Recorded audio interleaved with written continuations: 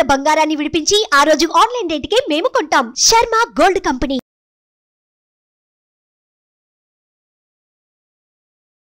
నమస్తే, welcome to Suman TV. నేను మీ యామ్ని. ప్రస్తుతం మనతో ఉన్నారు ప్రముఖ ఆధ్యాత్మికవేత్త డాక్టర్ అనంతలక్ష్మి గారు ఉన్నారు. అమ్మని అడిగి మనకున్న సందేహాన్ని అడిగి తెలుసుకుందాం. నమస్తే అమ్మా. నమస్తే తల్లి.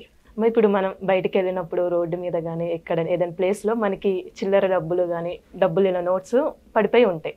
సో అలా తీసుకొని కొంతమంది అంటారు ఇలా దేవుడి గుళ్ళో వేయాలని ఇలా అంటూ ఉంటారు. సో అసలు ఆ డబ్బులు మనం ఏం చేయాలమ్మా? అమ్మ, డబ్బు మనకి దొరికింది అంటే అర్థం ఏమిటి? ఎవరో పోగొట్టుకున్నారని కదా అర్థం. ఎవరైనా డబ్బు పోగొట్టుకుంటే ఏమనుకుంటారు? బాధపడతారా లేదా? అంటే ఆ టైంకి మనకి అక్కడ ఉంటే ఇస్తాము. ఇప్పుడు ఒకవేళ లేదు, ఎవరూ లేరు అక్కడ, ఎవరిదో తెలియదు. పోనీ దీన్ని తీసుకెళ్ళి ఎవరికన్నా ఏ పోలీస్ స్టేషన్లో ఇచ్చి దీని యజమాని వస్తే ఇవ్వండి అంటే అసలు ముందు డబ్బులకైతే లెక్కే తెలియదు. అంతే కదమ్మా. వస్తువు అనుకో, అది కూడా పెడుతుందని నమ్మకం లేదు. మన నిజాయితీలు స్థాయిలో అలా ఉన్నాయి లోకంలో. కనుక అది వెళ్ళదని తెలుసు. అటువంటిప్పుడు ఏం చేస్తాం?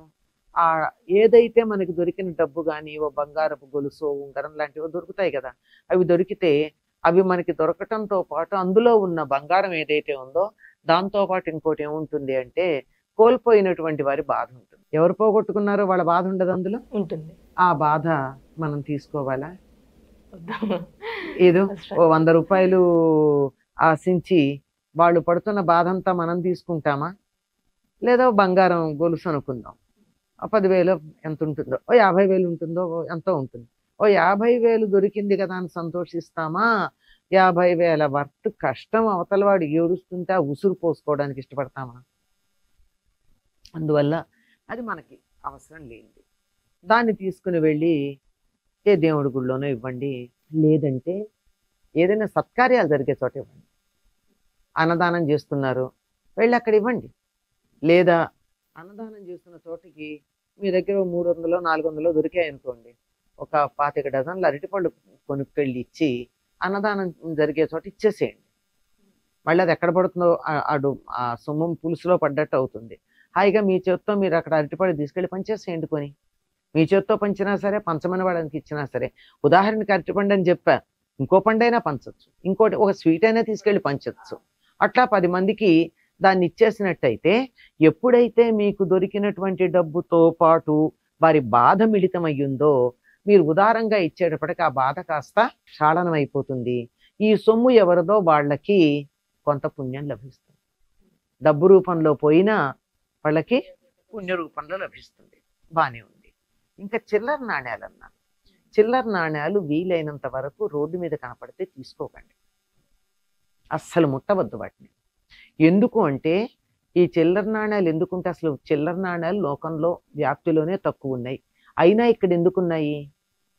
అది 5 రూపాయల నోట్లు, 5 రూపాయలు కూడా ఇప్పుడు కనపట్లేదు, 10 రూపాయల నోట్ల లాంటివి ఎందుకున్నాయి అంటే ఇవన్నీ శవాన్ని తీసుకెడుతూ ఊరేగించేటప్పుడు దాని మీద చల్లుతూ కింద పడేవి.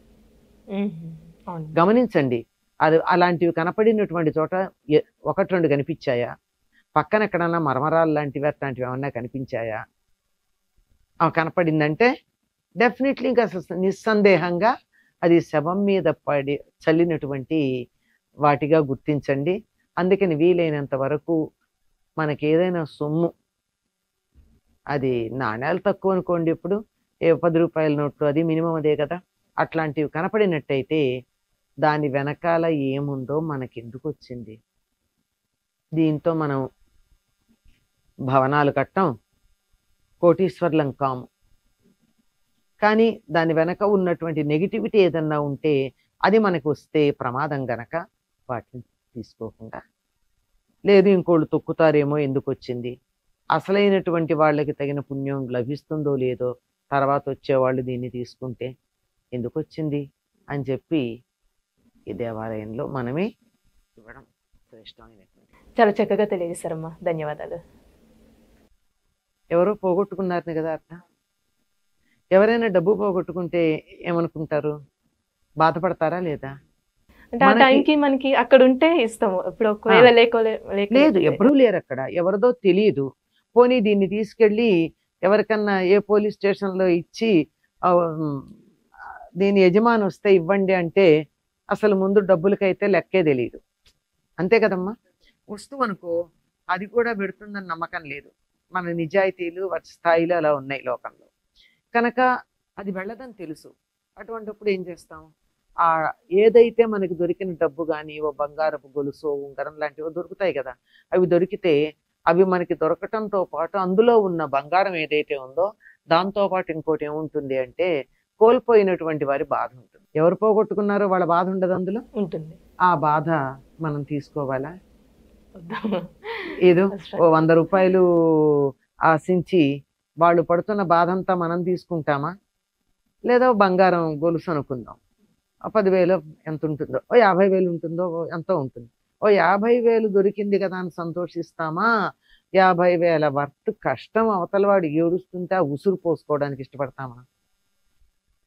అందువల్ల అది మనకి అవసరం లేనిది. దాన్ని తీసుకుని వెళ్ళి ఏ దేవుడి గుళ్ళోనో ఇవ్వండి, లేదంటే ఏదైనా సత్కార్యాలు జరిగే చోట ఇవ్వండి. అన్నదానం చేస్తున్నారు, వెళ్ళి అక్కడ ఇవ్వండి. లేదా అన్నదానం చేస్తున్న చోటికి మీ దగ్గర 300 400 దొరికాయి అనుకోండి, ఒక 25 డజన్లు అరటిపళ్ళు కొనుక్కెళ్ళి ఇచ్చి అన్నదానం జరిగే చోట ఇచ్చేసేయండి. మళ్ళీ అది ఎక్కడ పడుతుందో ఆ సొమ్ము పులుసులో పడ్డట్టు అవుతుంది. హాయిగా మీ చేత్తో మీరు అక్కడ అరటిపళ్ళు తీసుకెళ్ళి పంచేసేయండి. కొని మీ చేత్తో పంచినా సరే, పంచమని వాడానికి ఇచ్చినా సరే. ఉదాహరణకి అరటిపండు అని చెప్పా, ఇంకో పండైనా పంచవచ్చు, ఇంకోటి ఒక స్వీట్ అయినా తీసుకెళ్ళి పంచవచ్చు. అట్లా 10 మందికి దాన్ని ఇచ్చేసినట్టయితే ఎప్పుడైతే మీకు దొరికినటువంటి డబ్బుతో పాటు వారి బాధ మిళితమయ్యిందో మీరు ఉదారంగా ఇచ్చేటప్పటికి ఆ బాధ కాస్త క్షాళనం అయిపోతుంది. ఈ సొమ్ము ఎవరిదో వాళ్ళకి కొంత పుణ్యం లభిస్తుంది. డబ్బు రూపంలో పోయినా వాళ్ళకి పుణ్య రూపంలో లభిస్తుంది. బానే ఉంది. ఇంకా చిల్లర నాణ్యాలు అన్నారు. చిల్లర నాణ్యాలు వీలైనంత వరకు రోడ్డు మీద కనపడితే తీసుకోకండి, అస్సలు ముట్టవద్దు వాటిని. ఎందుకు అంటే ఈ చిల్లర నాణ్యాలు ఎందుకుంటే, అసలు చిల్లర నాణ్యాలు లోకంలో వ్యాప్తిలోనే తక్కువ ఉన్నాయి. అయినా ఇక్కడ ఎందుకున్నాయి? అది 5 రూపాయల నోట్లు, 5 రూపాయలు కూడా ఇప్పుడు కనపట్లేదు, 10 రూపాయల నోట్ల లాంటివి ఎందుకున్నాయి అంటే ఇవన్నీ శవాన్ని తీసుకెడుతూ ఊరేగించేటప్పుడు దాని మీద చల్లుతూ కింద పడేవి. గమనించండి, అది అలాంటివి కనపడినటువంటి చోట 1-2 కనిపించాయా? పక్కన ఎక్కడన్నా మరమరాలు లాంటివి అట్లాంటివి ఏమన్నా కనిపించాయా?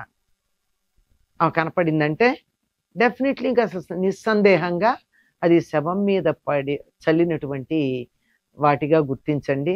అందుకని వీలైనంత వరకు మనకి ఏదైనా సొమ్ము, అది నాణ్యాలు తక్కువ అనుకోండి, ఇప్పుడు 10 రూపాయల నోట్లు అది మినిమం అదే కదా, అట్లాంటివి కనపడినట్టయితే దాని వెనకాల ఏముందో మనకెందుకు వచ్చింది? దీంతో మనం భవనాలు కట్టం, కోటీశ్వర్లం కాము. కానీ దాని వెనక ఉన్నటువంటి నెగిటివిటీ ఏదన్నా ఉంటే అది మనకు వస్తే ప్రమాదం గనక వాటిని తీసుకోకుండా, లేదు ఇంకోళ్ళు తొక్కుతారేమో ఎందుకు వచ్చింది, అసలైనటువంటి వాళ్ళకి తగిన పుణ్యం లభిస్తుందో లేదో తర్వాత వచ్చేవాళ్ళు దీన్ని తీసుకుంటే ఎందుకు వచ్చింది అని చెప్పి ఈ దేవాలయంలో మనమే ఇవ్వడం శ్రేష్టమైనటువంటి. చాలా చక్కగా తెలియజేశారమ్మా, ధన్యవాదాలు.